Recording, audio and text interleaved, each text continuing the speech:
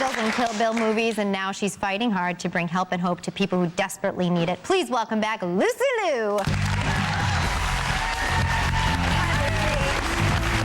love that you're here. Nice to see you. I love that you're coming here to talk to us about Lucy. Oh, thanks. Very pretty. And that bracelet is pretty. nice. Yeah, she's beautiful. That's Well, kind and you're also working really hard. You're a global ambassador for UNICEF, and the last time you were here, you talked to us at great length, which was incredible, about the tragedies that you saw in the Democratic Republic of Congo. Right. And you just came back from another trip. Can you tell us about that? Sure. I was just in Cote d'Ivoire, which is in West Africa, and I was there for the TAP project, and it's basically a program that works with UNICEF, and UNICEF is trying to raise awareness for people for us to understand how difficult it is for other countries to access water.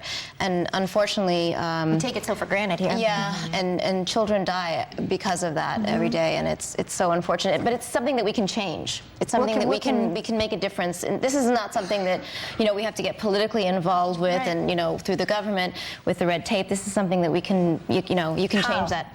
Well, TAP is doing a project right now, which is it's World Water Week, and so they have participating restaurants, and you go to the restaurants, and normally you get tap water for free, and they're basically going to ask people to donate $1.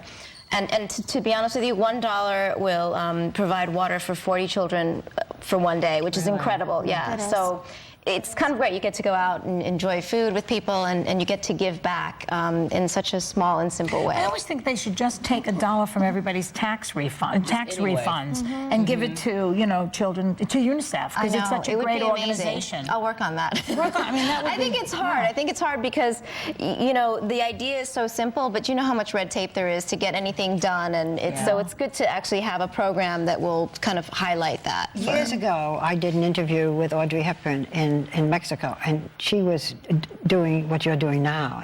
And she was going to a small town in Mexico to try to bring water to that town. That's how long it's been taking.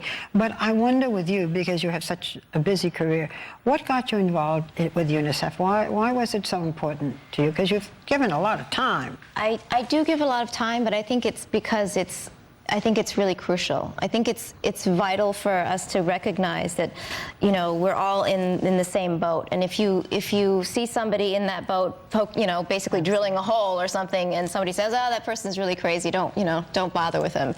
Eventually you're going to find out that actually it's going to be a problem for everyone. And so if you think about that water is polluted in other countries, and those poor children, it's actually the same water that we drink. It's the same Did you just thing. volunteer? I mean, did you get? I called UNICEF myself, and I said that I wanted to learn about the program. I've been working with them for about 5 years now, and have gone on 5 different missions with them. And But you called I'm getting at, in the first place, you said, "This is what I want to do." yes, I asked them if I could be a part of their company to in some way help, because I think that was something that I felt was really important. And I knew that I wanted to work with children, because there's also so many different organizations. It gets kind of like This is a great one, though. Was Audrey Hepburn a role model for you when you were growing up? Did you see her in the films? I didn't really, we grew up in a very kind of Asian society, like family, so we didn't really watch very much. I think my father watched baseball a lot, and but that was about it. So I didn't really know what was going on outside of that. I did not know the Beatles. Although, I knew the songs, but I didn't know that it was them, Really? that was singing. So you'd have been great for American Idol, then. I would have been a great contestant. I wanted to ask you, when you said that something insane happened on your plane ride home back from Africa, what happened? I want to know. So we had this really intense trip, it was very emotional with the kids and everything, and on the way back we thought, okay, at least we can now just, digest everything that's happened and just have a moment on the plane. Because, when you get there, the programs, you visit like 10 different programs, you're seeing all these kids in the hospitals and children that are in desperate need and obviously very sick. And we get on the plane, we took a night flight from Africa back, and in the middle of the flight, everyone's asleep and they've already served food.